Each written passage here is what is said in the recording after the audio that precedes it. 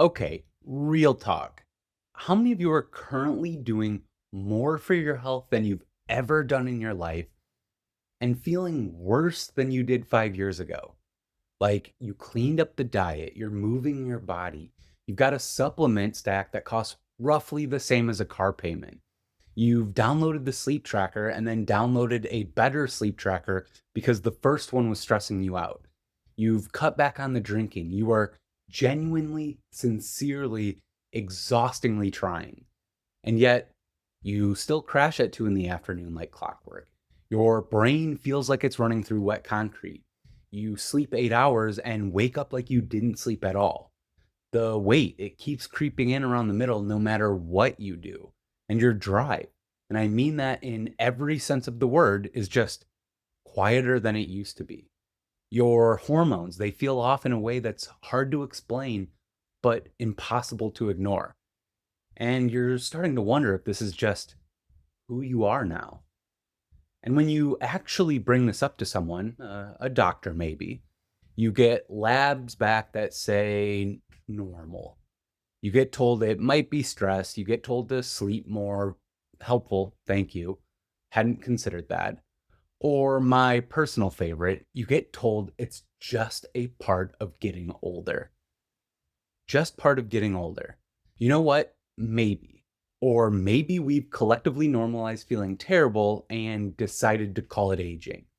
I'm going to go with option two. Here's what I need you to hear before we go anywhere else today. You are not making this up. You are not being dramatic. And this is not in your head.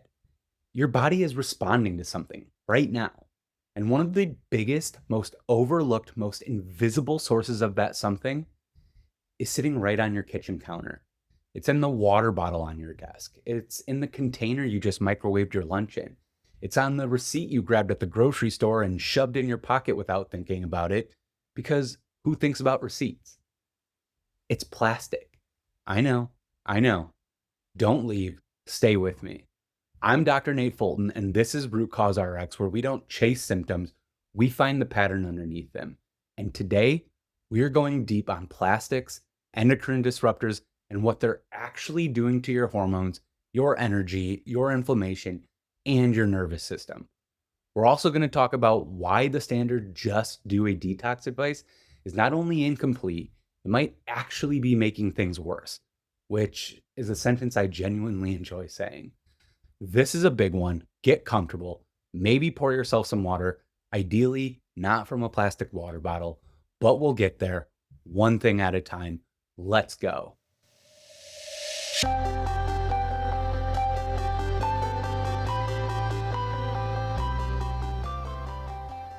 Let me paint a picture. You go in for your annual labs, everything comes back in range, and your doctor says, and I want you to picture this exact energy, everything looks great.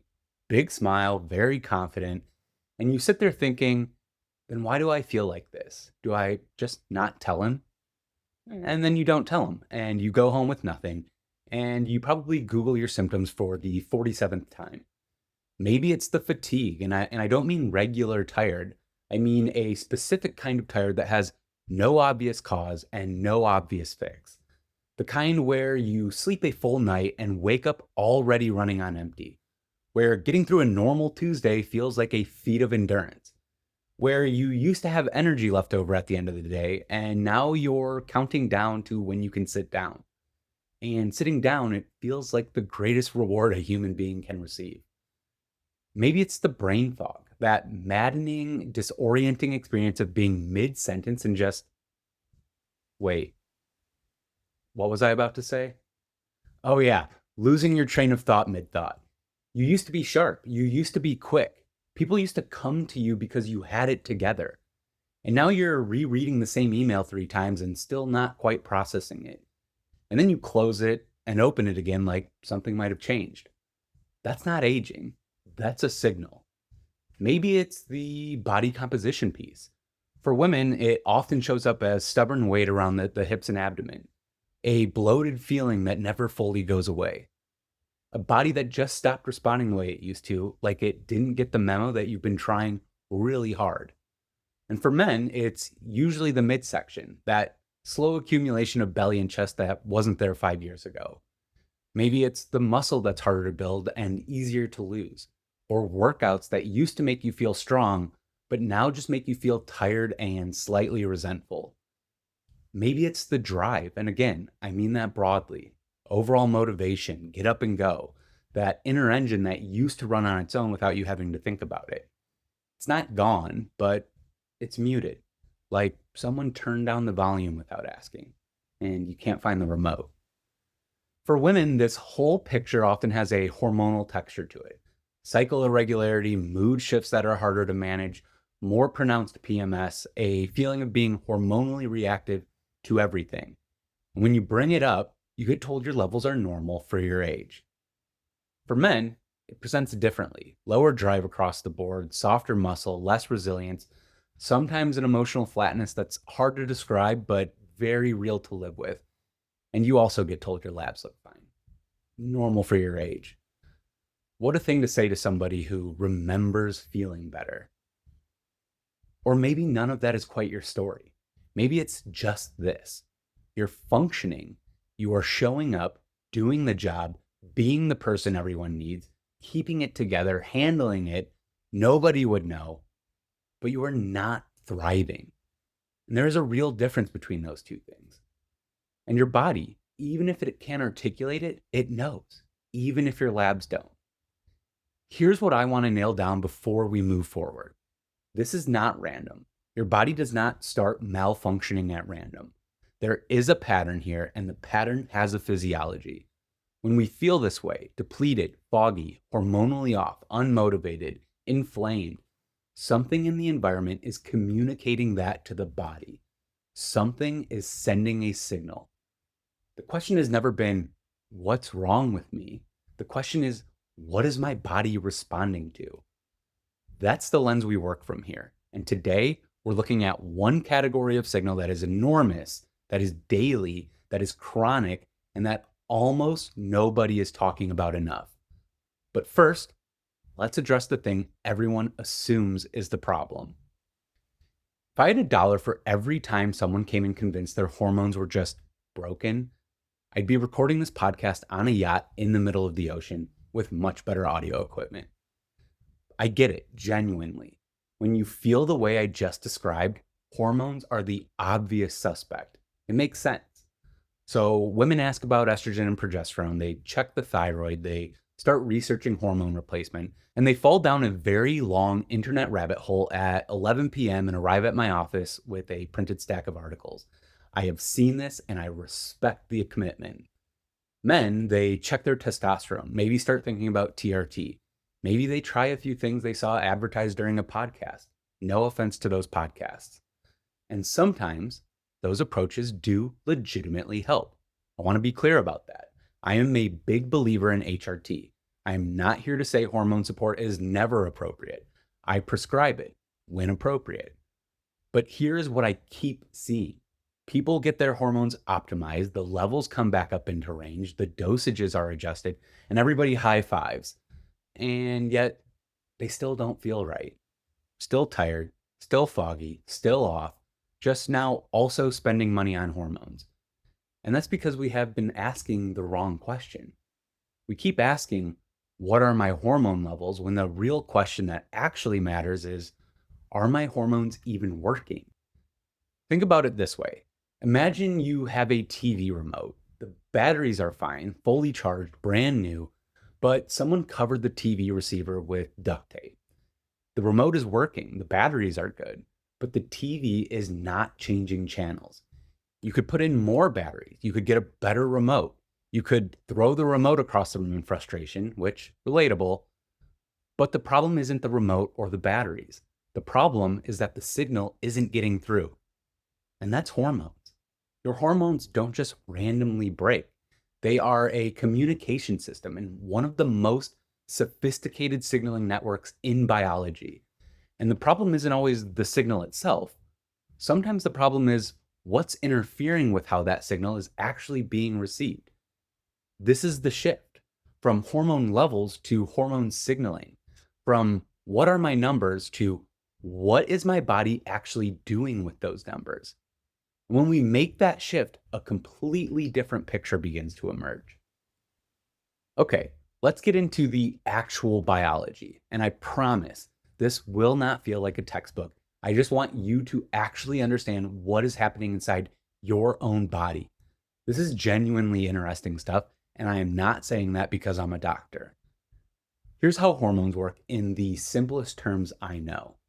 Picture a massive, incredibly complex postal system, and your brain is the post office. It writes letters, and those are your hormones, and then sends them out through your bloodstream to specific addresses all over your body.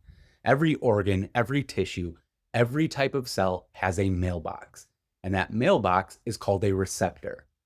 When the right letter arrives at the right mailbox, the cell opens it, it reads the message, and it responds accordingly.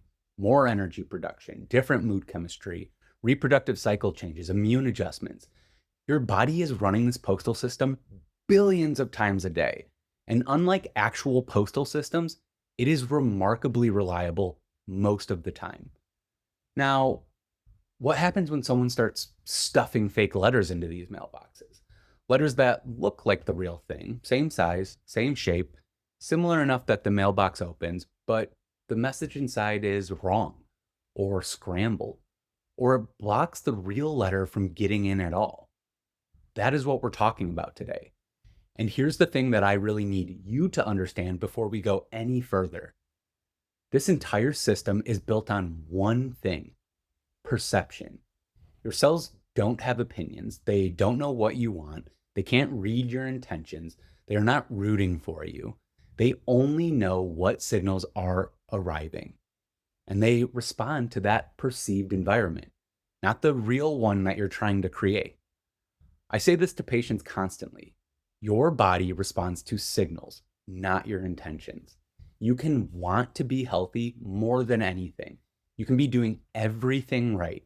You can have a whole wellness routine and a really good attitude about it. And if the signal environment is communicating something else, your body will absolutely respond to that. Your cells, they don't care about your attitude. So, what happens when a signal enters that system that your body was never designed to encounter? What happens when something that looks like a hormone isn't? Enter plastics. Now, here's a statistic that I think deserves more attention than it gets. In the last 70 years, we have manufactured more synthetic chemicals than in all of prior human history combined. Tens of thousands of new compounds introduced into our food supply, our water, our personal care products, our packaging, our soil. And here's the part that should genuinely give you pause. The vast majority of them have never been independently tested for safety, never tested for general safety, and never tested specifically for what they do to your endocrine system, that postal network carrying every hormonal message your body depends on. Nobody checked. Nobody said, hey, before we put this in literally everything, maybe we should make sure it doesn't interfere with human biology. That conversation apparently did not happen. Now, some of these chemicals have been studied, not enough, but some.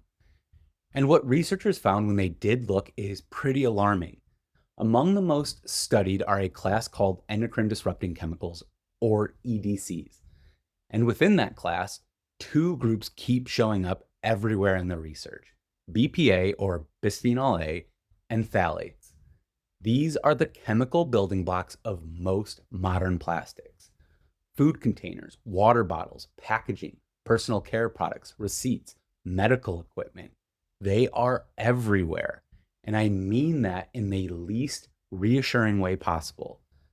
And they have one specific property that changes this from an abstract environmental concern into something that is happening in your body right now. They can act like hormones. Let me say that slowly and clearly.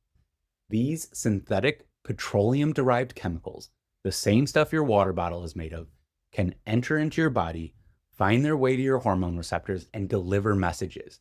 Fake ones. Messages your body never sent. And your cells, they open that mailbox. They see something that looks like a letter, and they respond. They have no way to know it's not real. Your cells are not suspicious. They did not sign up for this.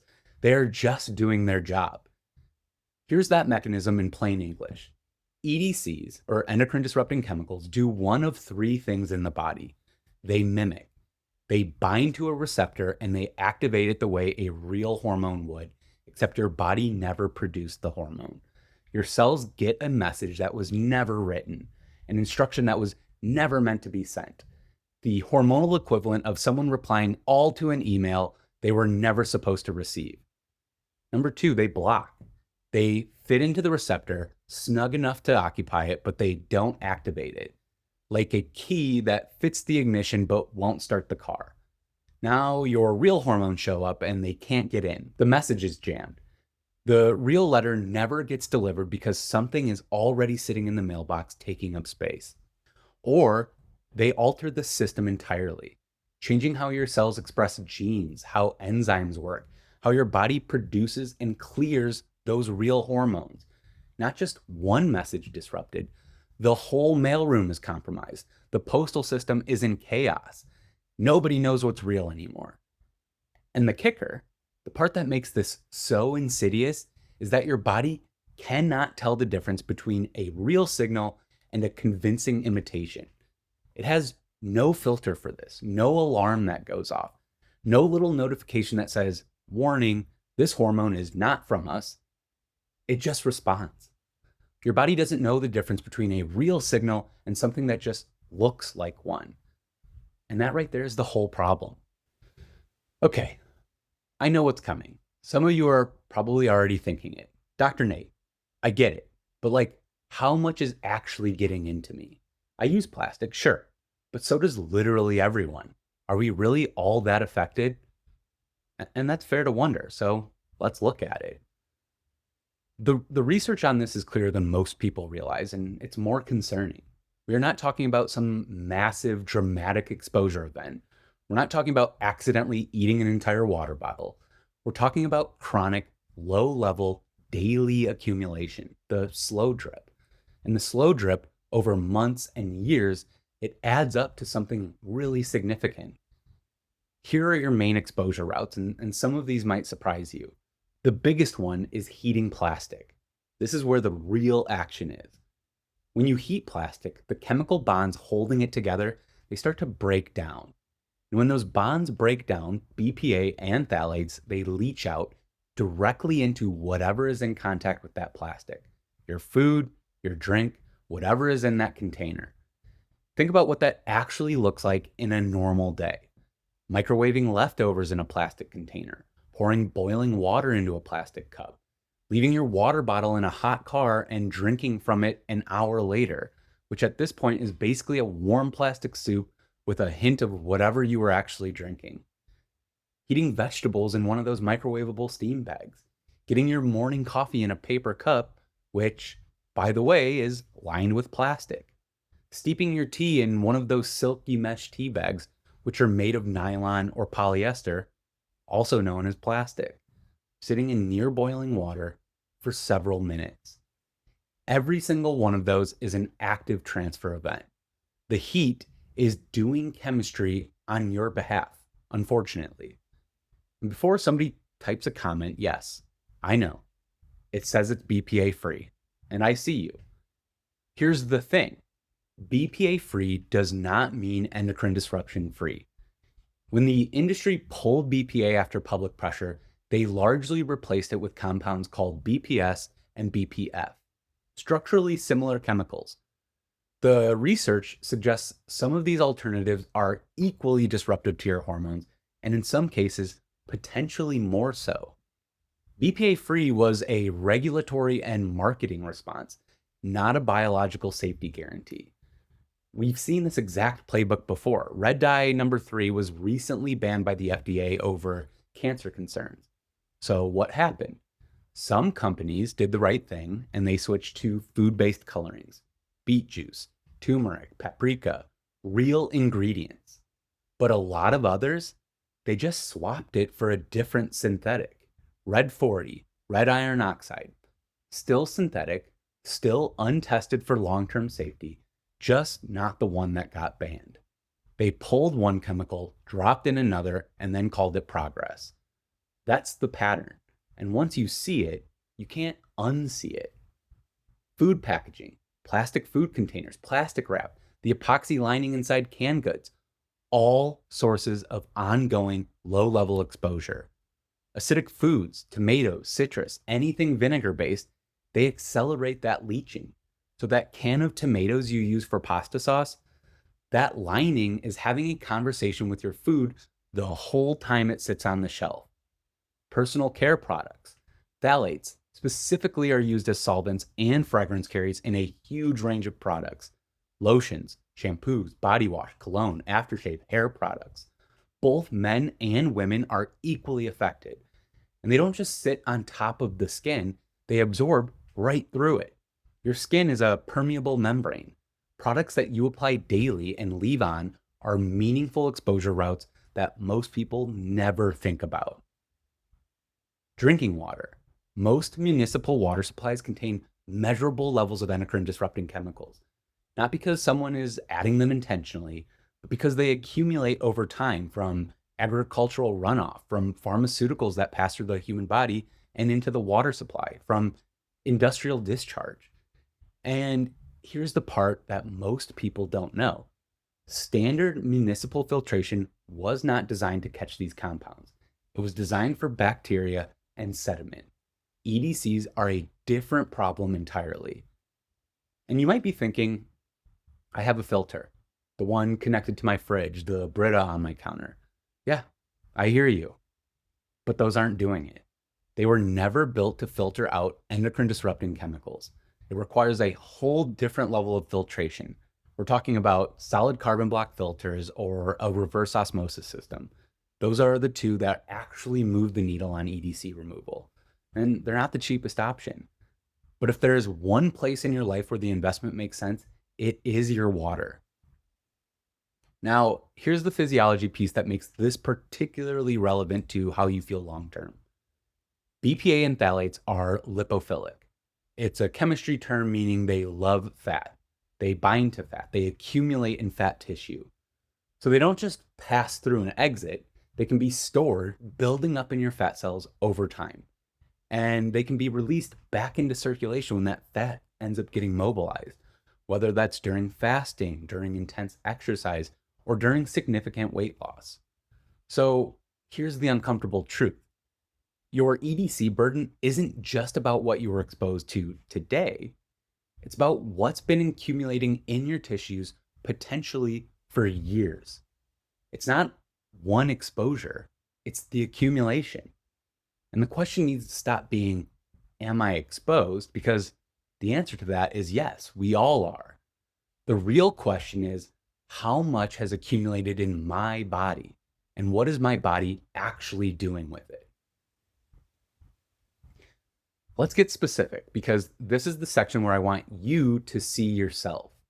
I want to walk through what EDC-driven hormone disruption actually looks like in a real human body, not in a lab setting, but in the kind of person who sits across from me and says, I'm doing everything right and I still feel terrible. Let's start with testosterone. And I want to lead with this one because it affects everybody, not just men, and it almost never gets the full story that it deserves. Deep in the body, there are specialized cells whose entire job is to produce testosterone. They're called Leydig cells. Think of them as the factory floor. They have the equipment, they have the raw materials, they know exactly what to make, and they have been making it their whole career, and they're very good at their job. But like any factory, they need an order to come in before they start production. And that order, it comes from your brain, a signaling cascade that travels down and says, start making testosterone now. Phthalates, particularly a group called DEHP, jam that signal.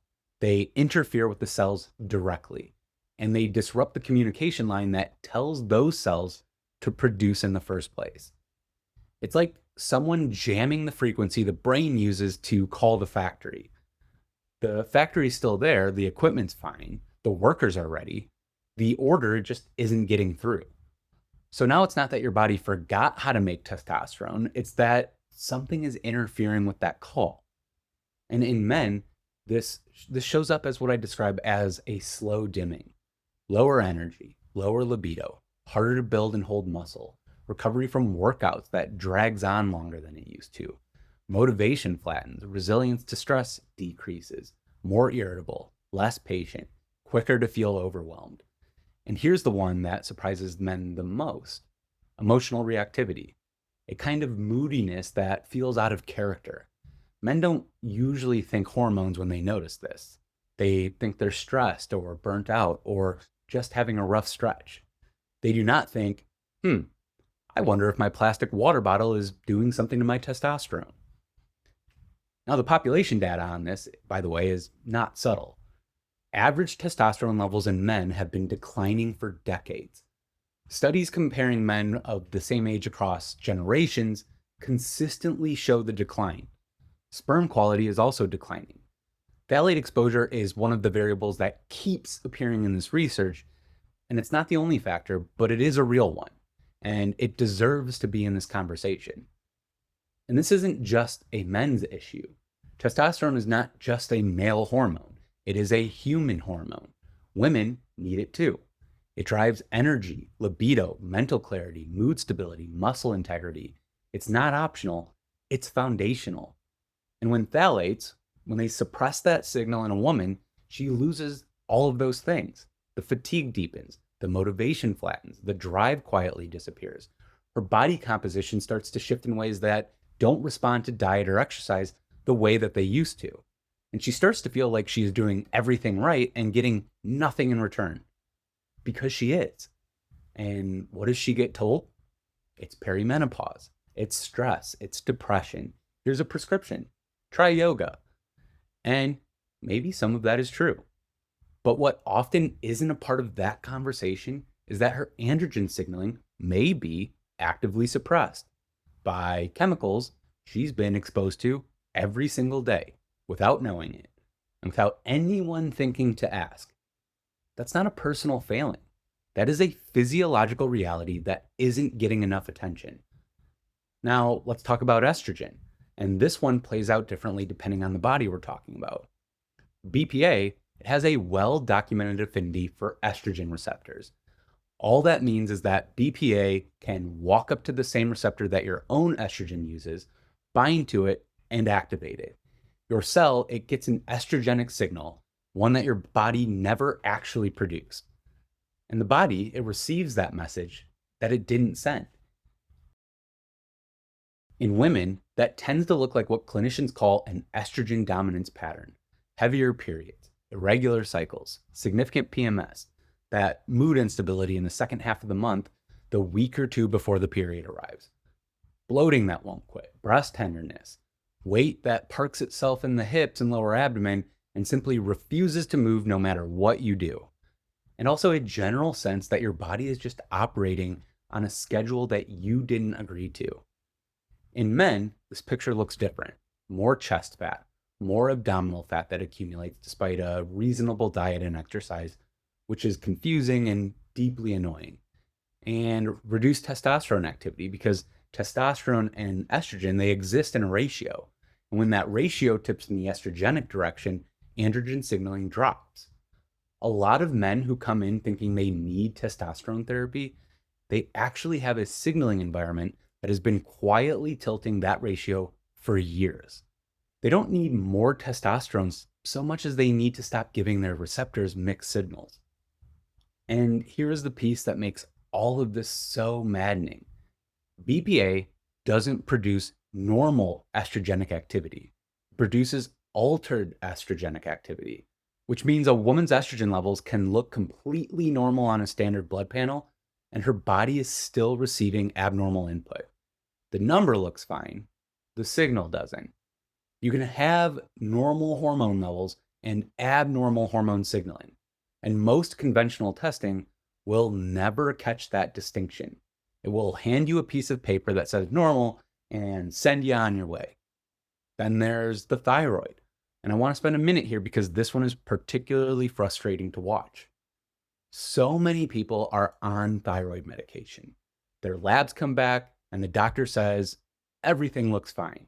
And they're sitting there with cold hands and feet, metabolism that feels like it's running in slow motion, hair coming out in the shower, constipation, brain fog that never fully lifts, and they're being told that their thyroid is fine. Have you tried drinking more water? So, why do they feel like this? Here's what's actually happening. Your body produces thyroid hormone in a form called T4. That is the raw ingredient. But T4 isn't what your cells actually use. Your body has to convert it into T3, which is the active form, the thing that actually does the work. And that conversion, it happens primarily in your liver and your gut, and it requires specific enzymes to pull it all off. And EDCs, they can shut those enzymes down. So think of it like this. T4 is produce being delivered to a restaurant kitchen. Fresh, on time, accounted for. The delivery looks perfect on paper. But the chef, the enzyme that turns raw ingredients into an actual meal, is out on a permanent smoke break. The ingredients are just sitting on the counter. The kitchen is technically stocked, but nobody is eating. And that's what's happening in the cells. The hormone is arriving, the conversion isn't happening, and the cells are never getting fed. You can have a full T4 pantry and a completely normal TSH and still have inadequate thyroid activity where it actually matters, which is inside your cells. Normal levels, abnormal function. This is the pattern over and over again. And it is why so many people walk out of their doctor's office feeling completely dismissed with a piece of paper that says normal and no explanation for why they feel the way they feel. Just see you next year. The system is only ever asking one question: what are the levels? Without ever asking the more important one, which is, what is the body actually doing with those levels? Let's talk about energy, because I think this one might be the most universal complaint that I hear. And I want to be clear about what kind of tired that we're talking about. Not stayed up too late tired, not I skipped my coffee and now I hate everyone tired, not even I have a newborn and I've accepted my fate tired. I mean the kind of exhaustion that lives in your bones, the kind that sleep doesn't fix, the kind where you wake up from a full 8 hours and within an hour you are already running on fumes, where you used to have a gas tank that lasted all day and now you're not sure where the fuel went or if there ever was any. And you're starting to suspect the tank has a leak somewhere, but nobody can find it. That kind of tired has an explanation, and it lives in your mitochondria. If you haven't thought about mitochondria since high school biology, hi, welcome back, grab a seat. This is the part where that unit finally actually becomes relevant in your actual life. Here's the deal. Mitochondria are the energy factories inside your cells. Their job is to take the food that you eat and convert it into something called ATP. You can think of ATP as the currency your body runs on. Every thought you have, every muscle you move, every repair process happening right now while you listen to this, whether you're sitting on the couch, driving, folding laundry, or pretending to be productive at work. All of it costs ATP. All of it depends on these factories running at full capacity. But EDCs, they mess with those factories. BPA and phthalates have been shown to directly damage mitochondrial function. And the way they do it is worth understanding. When these compounds, when they get into your cells, they trigger something called oxidative stress, which is just a fancy way of saying they flood the cell with damaging molecules that attack the mitochondria, the energy factory itself. And here's what a damaged factory feels like from the inside. You know how a new phone battery, it holds a charge all day. You wake up at 100% and you're still at 70 by dinner time. But an old battery, a compromised one, you're at 100% in the morning and by noon you're already at 30. Nothing changed about how you were using it. The battery just can't produce and hold the way that it used to. And no amount of putting it on the charger for 20 minutes is going to fix that. That is what's happening in your cells. The factory is damaged, energy output drops, and your body is trying to run a full day on a battery that just can't keep up. And that's what you feel. Not laziness, not lack of motivation, not a personality flaw, not a willpower problem that a good old motivational post on Instagram could fix. Your cells are literally producing less energy than they're supposed to, and nobody told you that was even possible. But here's the piece that I think matters most in this entire episode.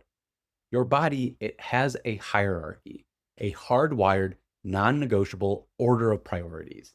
And number one, always, always, always is stay alive and stay stable.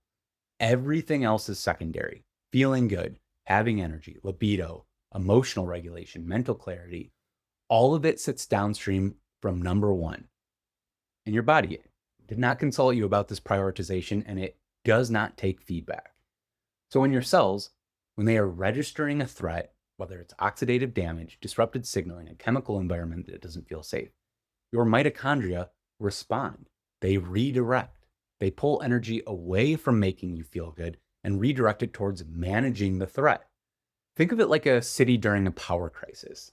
The grid doesn't go completely dark, but the hospital, it gets power first. The emergency infrastructure, it also gets power first. And the neighborhoods, they get rolling blackouts. Your brain fog, it's a rolling blackout. Your afternoon crash, a rolling blackout. Your inability to recover from workouts, rolling blackout. Your body is keeping the critical systems running. It's just not prioritizing you feeling good. Because right now, feeling good is a luxury. Stability, it's the mission. And here's what I really need you to hear. Your body, it's not broken. It isn't lazy. It's not just getting older. It is doing exactly what it was designed to do, which is protect you.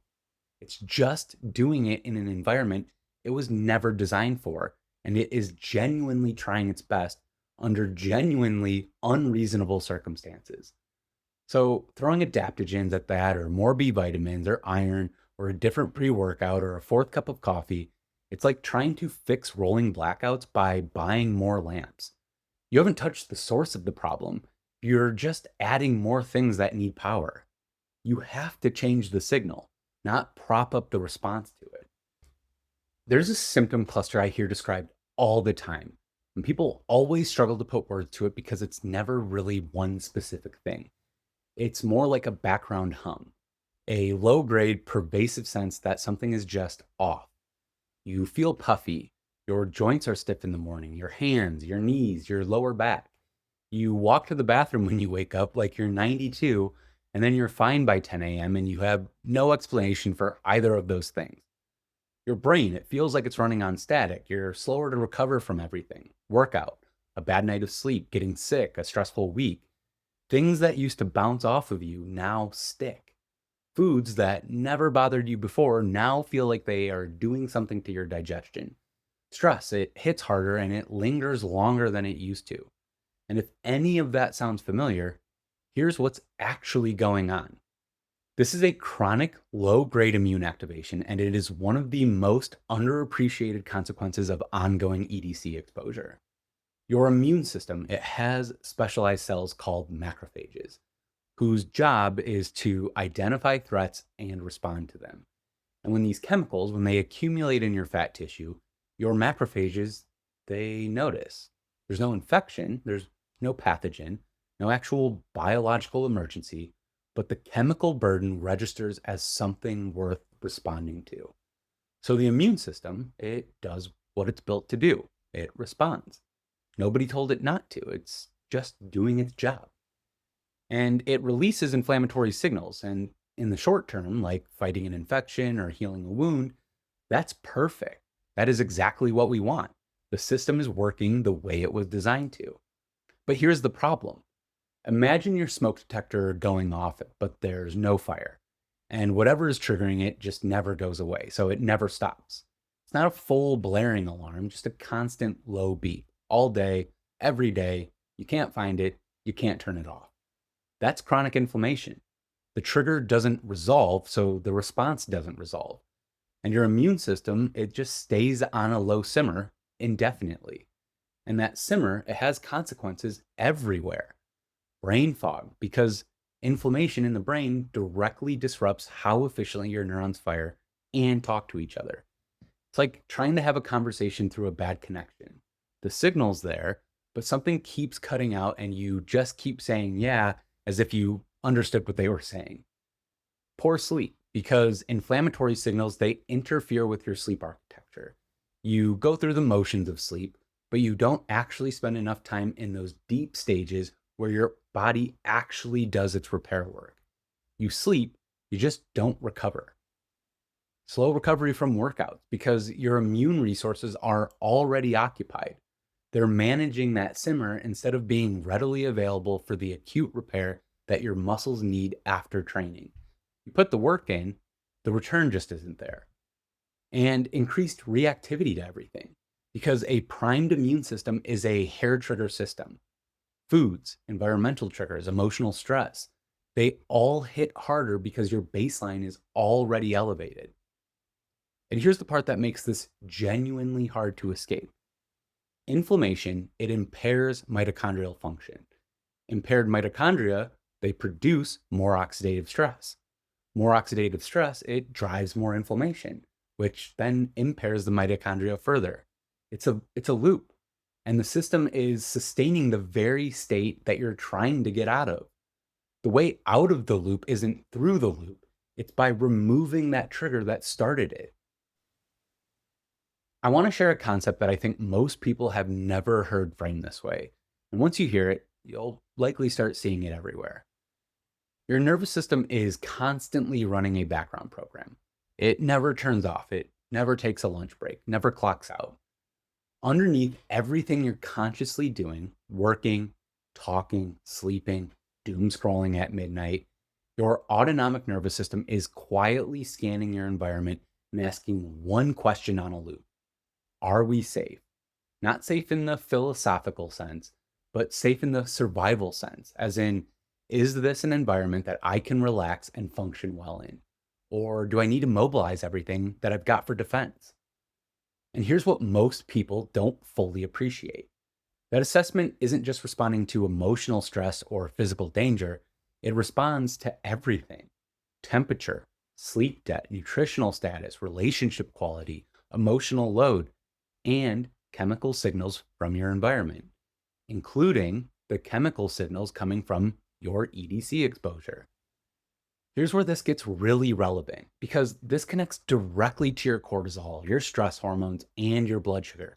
Things a lot of you are probably already trying to manage and wondering why it isn't working.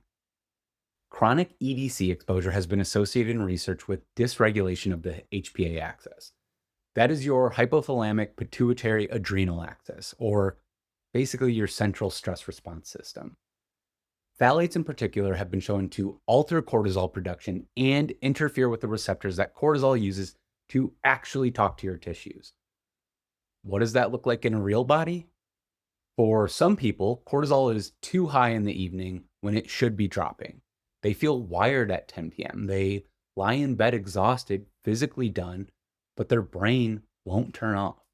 They're completely tapped out, but completely unable to sleep at the same time. And if that's you, you know exactly how frustrating that is. For others, cortisol is too low in the morning when it should be peaking. They wake up already in a hole, no motivation, completely dependent on caffeine just to feel like a recognizable version of themselves, dragging until noon on a good day. And for almost everyone in this situation, blood sugar instability, energy crashes after meals, cravings for sugar and carbohydrates that don't feel like preference, they feel like compulsion. That 3 p.m. wall that hits like a truck every single day. And for a lot of men, especially, irritability that feels disproportionate, snapping at people, feeling overwhelmed by completely normal demands. And it gets labeled as a mood problem, a personality thing, when it's actually a cortisol and blood sugar thing. The physiology is driving the behavior. Now, here's the concept I really want you to take from this section. Your body reads chemical burden as a threat, not consciously. There's no notification, no little pop up that says, warning, phthalate levels elevated, initiating stress response, please remain calm. But at the cellular level, when mitochondria are strained, when the immune system is activated, when hormone signaling is disrupted, your nervous system registers all of that as environmental instability, as conditions that warrant a defensive response. And the response to the environment isn't fully safe is always the same: conservation mode, hold on to energy, downregulate anything that isn't essential, keep cortisol elevated, dysregulate blood sugar, stay on guard. Your body isn't broken, it just doesn't feel safe. And this is why I can teach someone every stress management tool I have, address every nutrient deficiency, give them the best supplement stack in the world, get them sleeping, moving, and eating in all the right ways. And they still feel that underlying tension, that underlying depletion that never fully lifts. Because if the signal your body is receiving still says the environment is hostile, the body will always maintain its defensive posture, no matter what you layer on top of it. You can breathe your way through stress all you want, but your body is smarter than your coping strategies. If the inputs are still wrong, the output stays wrong. Okay, this is my favorite section. This is the part where, for a lot of people, the whole confusing picture suddenly clicks into place. Because I want to address the thing that's probably been nagging at you this entire episode. If you're resonating with any of what I've described, the fatigue, the hormones, the brain fog, the inflammation, the nervous system piece, you might be sitting there thinking, why does it all happen at once? Why did my body just seem to fall apart? Here's the concept. I call it the stack effect. Picture a bucket, a big one, and all day, every day, things are flowing into that bucket. Stress goes in, poor sleep goes in, blood sugar instability goes in, emotional load goes in, EDC exposure from your food containers, your water, your personal care products goes in continuously every single day. The bucket does not get a day off. Now, your body, your liver, your kidneys, your gut, your lymphatic system is working constantly to drain that bucket. And I want to be clear about something here. The human body is extraordinarily good at this. The amount of adapting and compensating that your body can do without you even noticing is genuinely remarkable. Your body has been going to bat for you quietly for a very long time. Most people have been managing a full bucket for years. They don't feel great, but they're coping, they're compensating. The bucket is full, but it's not overflowing. And then something shifts. The EDC load accumulates, the sleep debt compounds, the stress doesn't let up. A hormonal transition happens, perimenopause, andropause, whatever season you're in. Or there's a major life stressor, or an illness, or just the slow, quiet accumulation finally crossing a threshold nobody told you existed. And the bucket overflows. Suddenly, or what feels like suddenly, everything is happening at once. The fatigue deepens, the hormones go sideways, the brain fog becomes impossible to ignore. The body stops responding to the things that used to work. And people come in and they say, I don't know what happened. I just feel like everything fell apart overnight. But here's the truth. Nothing fell apart overnight. The bucket just finally exceeded the drain capacity. Everything was building, you just couldn't see it yet. And the way that that overflow shows up, it looks different depending on who you are. In women, it tends to show up hormonally first, cycle disruption, mood dysregulation, perimenopausal symptoms that hit earlier or harder than expected. And in men, it usually shows up as performance, body composition shifting despite nothing changing, drive that quietly disappears, testosterone labs that come back low normal, and the doctor just shrugs and says, well, that's just age, nothing we can do. Different faces, same full bucket, same mechanism. And here's the piece that I think is the most important thing to understand about all of this. Your body doesn't put stress in one bucket, EDC exposure in a second bucket, and poor sleep in a third. It doesn't categorize your inputs. It doesn't file them separately and deal with them one at a time in an organized, reasonable fashion. I wish it did, but it does not. It stacks them. One total burden, one system managing all of it. And this is why optimizing one variable, just fixing your sleep, or just addressing your hormones, or just managing your cortisol, it helps, but it never fully resolves it. Because the stack, it has multiple contributors. And the EDC piece is almost always the one that has never been addressed at all. Nobody even brought it up. Remember, your body doesn't separate inputs, it stacks them. And when you understand that, the confusion lifts. You stop asking what's wrong with you and you start asking the right question: what's in my stack? All right, let's get into the practical side of this. And I want to be upfront about what I'm going to give you here and what I'm not. It's not a product list. It's not a protocol I'm selling. It's not a juice cleanse. I know. I can feel the disappointment from here, but it's an actual framework for thinking about this intelligently. Let's go. First, testing. Can you actually measure plastic exposure? Yes. There are urine panels that measure BPA and phthalate metabolites, and they are available through functional medicine labs. And they have real value. I run them in my practice, and I'll continue to run them when the clinical picture calls for it. But before you go run one, I want you to understand what they can, and more importantly, what they can't tell you. These panels, they measure recent exposure. And here's the thing. If you ran this test on almost anyone, you'd find something. Studies have detected BPA or phthalate metabolites in over 90% of people tested. So a positive result isn't the revelation. The levels are. And even then, because your body breaks down and excretes these compounds relatively quickly through urine, we're talking a window of about 24 to 48 hours, a high result tells you one thing. You were heavily exposed in the last day or two. That's it. It doesn't tell you what's been accumulating in your fat tissue over years. It doesn't tell you what your total burden looks like. And it doesn't tell you how your body is actually responding to that load. Think of it like a gas gauge. It tells you how much fuel is in the tank right now. It tells you nothing about how many miles are on the engine. A full tank doesn't mean the engine is healthy, and a low tank doesn't mean it isn't. You can measure what came in recently, but you cannot measure what's been building for years. And you definitely cannot measure what your body is doing with it. Those are three completely different questions. So the tests that I actually care about in clinical practice are functional markers. Tests that don't just measure levels. They measure what the body is actually doing, how it's responding, where it's struggling. And when someone comes in with a high EDC burden or a suspected high burden, chronic fatigue, hormone symptoms, brain fog, all of it, these are the three tests that almost always tell the story. The first one is the Dutch test. It's a dried urine hormone panel.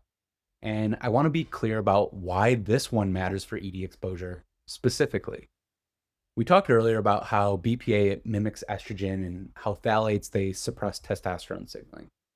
But here's the thing. A standard blood panel will often look completely normal in someone who is being significantly affected by both of those things. Because standard blood panels, they just measure the levels. They don't measure what the body is actually doing with those hormones once they're produced. Said simply, your labs can look fine while your hormones are behaving badly. The number isn't the whole story. The number is just the part the system bothered to look at. The Dutch, it shows us the metabolism of those hormones, how the liver is processing estrogen, which pathways it's going down, because some estrogen metabolites are protective and some actively stimulate cell growth in ways that increase the risk of estrogen-driven conditions. And EDC exposure, it tends to push that balance in the wrong direction. It also shows us the full cortisol curve across the day, not just a single snapshot, but the actual rhythm. Is it too high at night? Is it too low in the morning? Is it flat across the board? And for men, it shows testosterone and DHEA metabolism, not just what the body is producing, but what's it converting it into and whether that conversion is going where it should. Think of it this way. Standard testing asks how much hormone you have. The Dutch asks what your body is actually doing with it. And in my opinion, the far more interesting one. When I run this on someone with significant EDC burden, the patterns are remarkably consistent. Disrupted estrogen metabolism and a cortisol rhythm that's often exactly the ways that we would expect. And this is almost always the first test that I want. The second is the organic acids test, a urine panel. And the reason this one matters for EDC burden is that we spent a lot of time today talking about what these chemicals do downstream: mitochondrial damage, oxidative stress, depleted detox capacity, neurotransmitter disruption. The organic acids test is the test that actually shows us those downstream effects. It does not measure EDC exposure directly, but it does measure what a burden system looks like from the inside. Think of it like looking at the exhaust coming out of a car to understand how the engine is running. You're not looking at the fuel, you're looking at what the combustion is producing. High oxidative stress markers, mitochondrial inefficiency, B vitamin depletion, depleted glutathione pathways. Bottom line, it shows us where the body is breaking down and exactly what it needs. It's a map of the damage. It's not the most cheerful map you'll ever look at, but it is an incredibly useful one. Speaking of maps, the third is ironically called the GI map.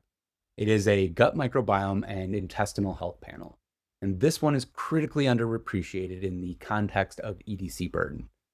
We talked about how the liver processes toxins in phases, transforming them, packaging them, making them safe to ship out. But here's what most people don't realize. The liver doesn't actually eliminate those packaged toxins itself. It hands them off to bile, which then gets released into the intestines. And then from there, they need to actually exit the body through the gut. Here's what that actually means. Your liver, it does the work, but your gut is the exit door. And if that door is stuck, nothing leaves. The liver did its job, but the gut is just standing there holding the package with nowhere to put it. If the gut isn't doing its job, slow motility, compromised microbiome, intestinal inflammation, then those packaged toxins, they don't make it out. They just get reabsorbed right back into circulation, back into the bloodstream. You did all the liver work and you got nowhere. And it gets worse. There is a specific enzyme called beta-glucuronidase, and it's produced by certain bacteria in an unhealthy gut that actively unpacks the toxins that your liver just finished packaging. It essentially undoes the work that your detox system just completed. Your liver, it packaged everything up nicely, and your gut bacteria just opened it back up. It's like having a very unhelpful coworker who just undoes everything you just finished. Said simply, a compromised gut microbiome isn't just failing to help. It is actively working against you. So the gut, it isn't a side conversation. It is central to whether your detox system is actually finishing its job or just running in circles. You don't look for the toxin. You look for how the body is responding to it. Now, detox. And I'm going to say something here that might frustrate some people, but I'm going to say it anyways. Most popular detox protocols are physiologically backwards. Some of them are actively making people feel worse while they're convinced that they're getting better. The intention behind them, it's right. People are trying to reduce their toxic burden. That instinct, it is correct. But most of these protocols, they treat detox like a car wash. Run enough water through the system and everything comes out clean on the other side. But that's not how your liver works. Detox isn't a flush. It is a multi-stage process. And if you don't understand those stages, you can actually make things worse. Here's how your liver actually handles toxins. And I promise, this is worth understanding. It's also going to make you never look at juice cleanses the same way again. Phase 1 is called transformation. Your liver uses a family of enzymes to chemically break down fat-soluble compounds like EDCs into smaller pieces that can then be transported and eventually eliminated. That sounds pretty good so far, but here's the catch. Those phase 1 breakdown products are often more chemically reactive than what you started with, more unstable, more capable of causing damage. They are intentionally primed for the next step, like a half-finished demolition. And if that next step, if it doesn't happen fast enough, you're now dealing with something more problematic than the original toxin. Here's what that actually means. Phase 1 doesn't detox you. It just starts the process. And if the process, if it stops there, things can actually get worse, which is not what the label on your cleanse kit told you, but here we are. Phase 2 is conjugation. That's just a fancy word for packaging. Those reactive breakdown products, they get attached to carrier molecules like glutathione, sulfate, glucuronide, which then neutralizes them and makes them more water soluble, safe to ship out. Then there's elimination, out through bile into the gut, out through urine via the kidneys. Picture it like this. Phase one is demolishing a building, it's knocking the walls down, breaking the structure apart. Phase two is the cleanup crew, loading all that debris into containers so it can be safely removed. And then elimination is the trucks hauling those containers to the landfill. You need all three stages working in sequence with enough capacity to handle the volume. And if any stage is missing, the whole process breaks down. Here's where most detox protocols fail. They heavily stimulate phase one, the demolition, without making sure that phase two has the capacity to clean it up, and without checking that the elimination routes are even actually open. So you've essentially started a demolition project with no cleanup crew and no trucks. And the result? Those reactive phase one breakdown products, they just recirculate through your system. They generate oxidative stress and they cause exactly the symptoms that people call detox reactions: fatigue, headaches, skin breakouts, brain fog, which then gets reframed as your body is just releasing toxins. Bottom line, the thing you're doing to feel better is making you feel worse and not in a productive way. You don't detox by pushing harder, you detox by clearing better. Here's the hierarchy I actually use with patients, and I need you to hear this clearly because the order matters.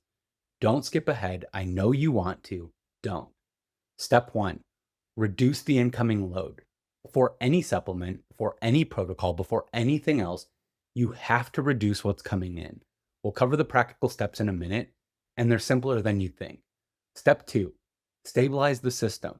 Blood sugar regulation, nervous system support, foundational sleep. And here's why this isn't optional. Cortisol, your primary stress hormone, directly suppresses one of your key phase two detox pathways. Insulin dysregulation impairs glutathione synthesis, and glutathione is your body's primary packaging molecule for toxins. Said simply, when your system is stressed, the detox machinery doesn't have the resources to run. You cannot detox efficiently from a body that doesn't feel safe. Stability, it isn't prep work. It is the work. Step three, open the elimination pathways. Daily bowel movements, ideally more than once a day, consistent hydration, bile flow support, movement for your lymphatic system, sweating. Those are the drains. And you need to open the drains before you ever run the cleanse. If the drain is backed up, running more water in just makes a mess. This is true in your house and it is true in your body. Step four, and only after the first three are solid, targeted phase two support. DIM, sulforaphane, glutathione precursors like NAC, B vitamins for methylation support. These are genuinely powerful tools, and they work dramatically better when you haven't skipped the first three steps. Here's what that actually means. These supplements, they're the cleanup crew. But if the demolition is still happening and the trucks aren't running, more cleanup crew doesn't help. You just end up having more people standing around in a pile of rubble. And the mistake that I see almost universally, people skip straight to step four.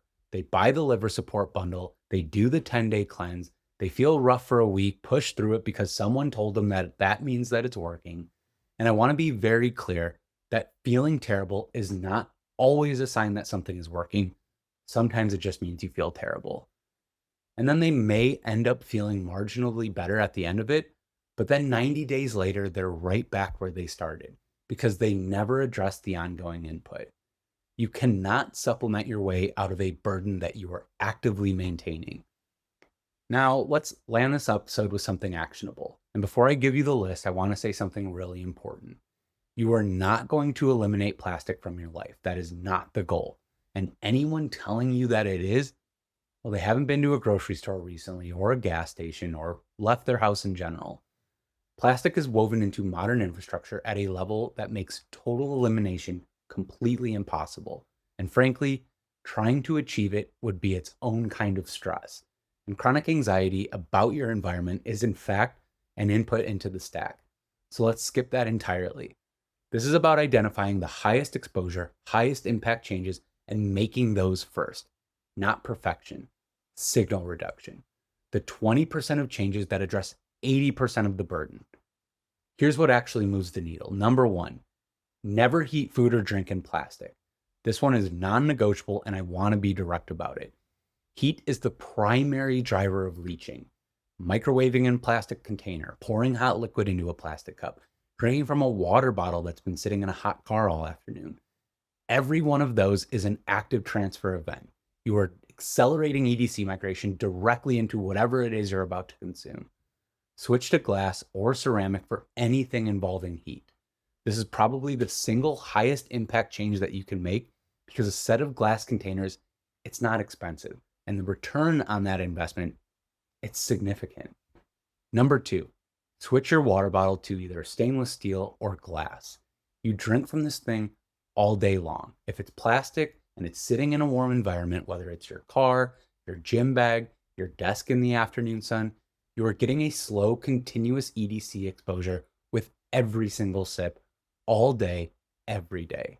And this applies to the guys and gals loading up a plastic shaker bottle with pre-workout or a protein shake every morning. I see you shaking it up nice and vigorously, really getting that plastic working. This means you too.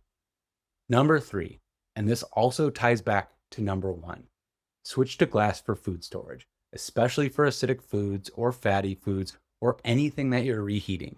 Tomato sauce, olive oil, most leftovers, these have the highest migration rates in plastic containers.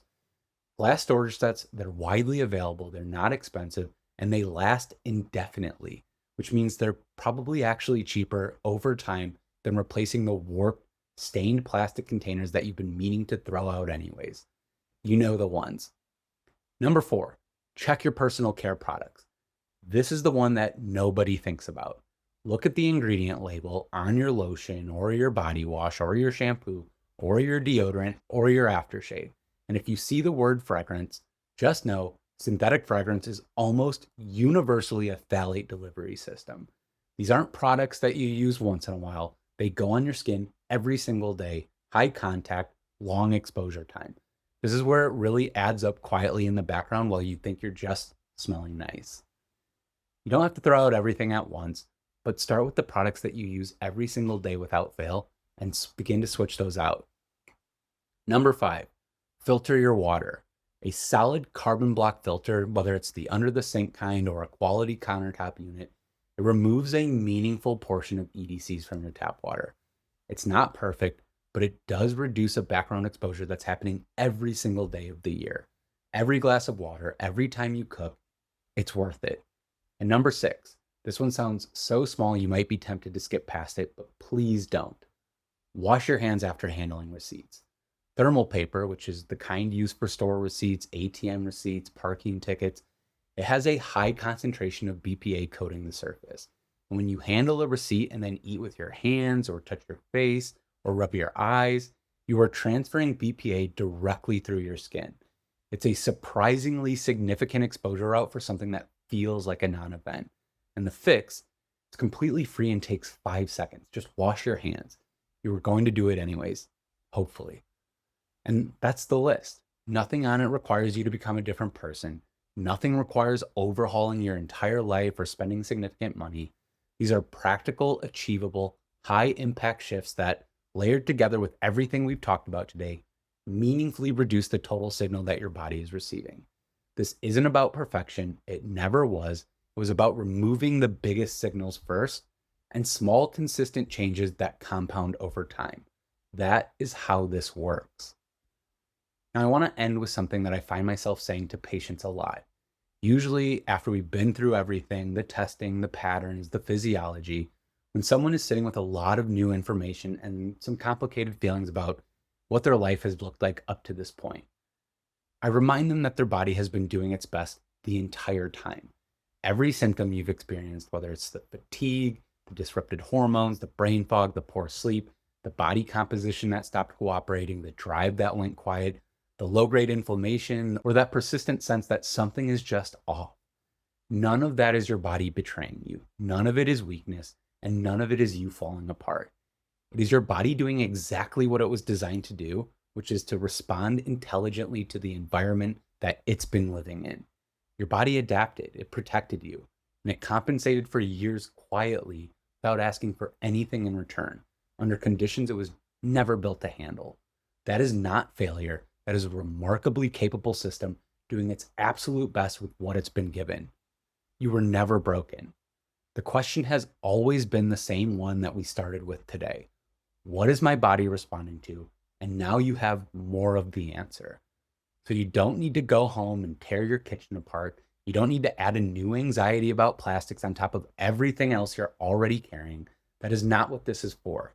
This is information. This is pattern recognition. This is one more piece of a puzzle that, when it starts coming together, replaces the confusion and the frustration with something much more useful: clarity and a direction to move in. Because when you understand what your body is finally responding to, you stop fighting against it. You stop piling more interventions on top of a signal environment that's still working against you, and you change the signal instead. You reduce the load, you stabilize the system, you open the exits, you support the body's own intelligence, and then you get the heck out of the way. Not because you forced your body to change, but because you finally gave it an environment that it actually can respond well to. That is the root cause approach, and that is exactly why this show exists. Whether you're a 45-year-old man who can't figure out why his body and his drive aren't what they used to be, or you're a 38-year-old woman who has been dismissed by every doctor she's seen and is tired of being told that her labs are normal, or you're a 29-year-old who just knows something is off and can't get anyone to take it seriously, this show is for all of you. Now, if you're listening to this and thinking, yeah, this is exactly what's been going on with me, here are the episodes that I'd go to next. If the idea that your body is carrying hidden stressors that you don't even feel hit home, go listen to the episode called "You Don't Feel Stress, So Why Are You So Tired?" That one maps out exactly what your nervous system is dealing with underneath the surface, even when life feels manageable. And if you're doing everything right, eating well, exercising, trying your best, and your body still won't respond the way that it should, especially around weight, then the episode on why you can be doing everything right and still not lose weight, it'll connect a lot of the dots, because the problem is almost never what people think it is. And if you're sleeping 8 hours and still waking up exhausted, and that part of today's episode hit particularly close to home, that one has its own dedicated episode. Because the quantity of sleep and the quality of what your body is actually doing during sleep are two completely different conversations. And lastly, if the gut section resonated, the episode called "Your Gut is Talking, You're Just Not Listening" goes much deeper on the gut-brain connection, the microbiome, and how your gut is influencing almost everything we talked about today. All of those patterns feed directly into what we covered here: how load builds, how your body adapts to it, and where the real leverage is. And if you've been sitting with this for a while, where your energy isn't steady, your sleep isn't restorative, your body isn't responding the way that it used to, and you're ready to stop guessing and actually map what's driving it, that is exactly the work that I do with patients in my practice. We look at the full picture: blood sugar, nervous system state, cortisol rhythm, gut function, hormone signaling, inflammatory load. We find where the system is getting stuck, and we start supporting those things in the right order so your body doesn't have to keep compensating the same way anymore.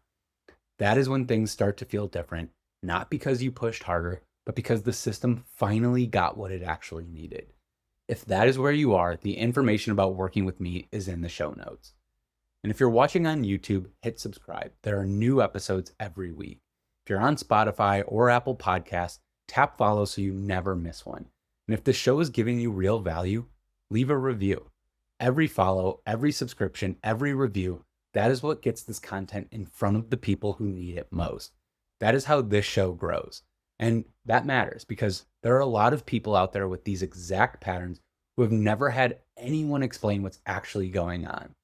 And if this episode brought someone to mind, the person who has been blaming themselves for their fatigue, their brain fog, their hormones, their body not responding, who's been told that their labs are normal and sent home with nothing, send it their way. Because what we talked about today, it might be the explanation that they have never been given.